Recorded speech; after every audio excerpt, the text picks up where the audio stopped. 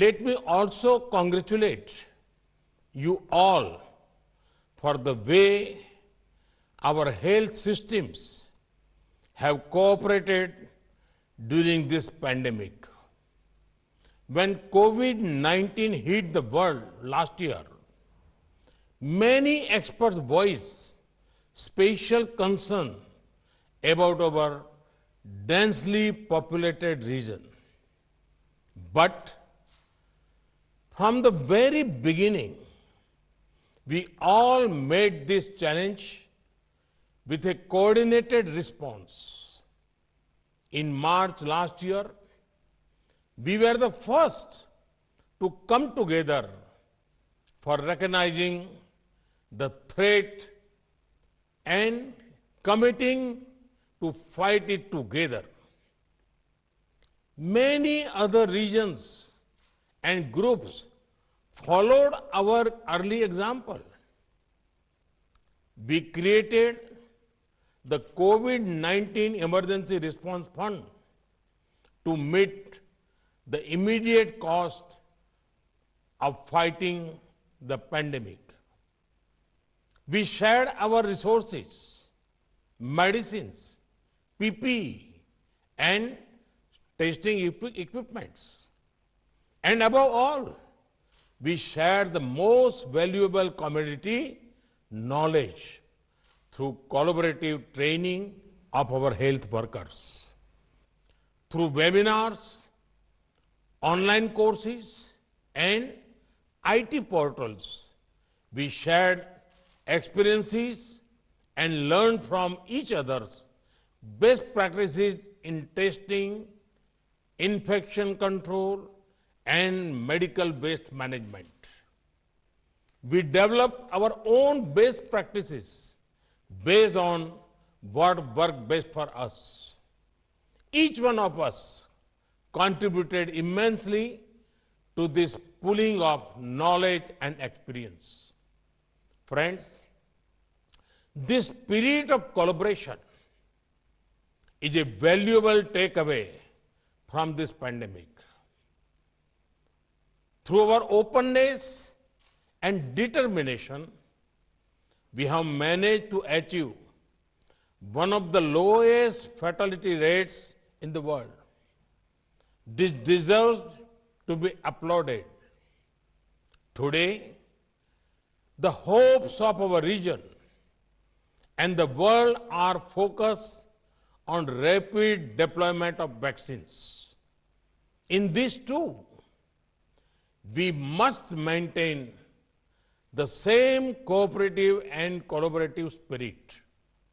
Friends, over the past years, our health cooperation has already achieved so much. Can we now think of raising our ambition further? Allow me to make some suggestions for your discussions today. Can we consider creating a special visa scheme for our doctors and nurses so that they can travel quickly within our region during health emergencies on the request of the receiving country?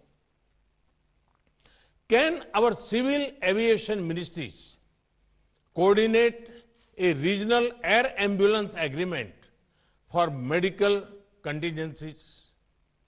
Can we create a regional platform for collecting, compiling, and studying data about the effectiveness of COVID-19 vaccines among our population? Can we similarly create a regional network for promoting technology-driven epidemiology for preventing future pandemics? And beyond COVID-19, can we also share our successful public health policies and schemes? From India, our Ayushman Bharat and Jan Arogya schemes may be useful case studies for our friends in the region. Such collaboration can become the pathway for greater regional cooperation among us in other areas too. After all, we share so many common challenges: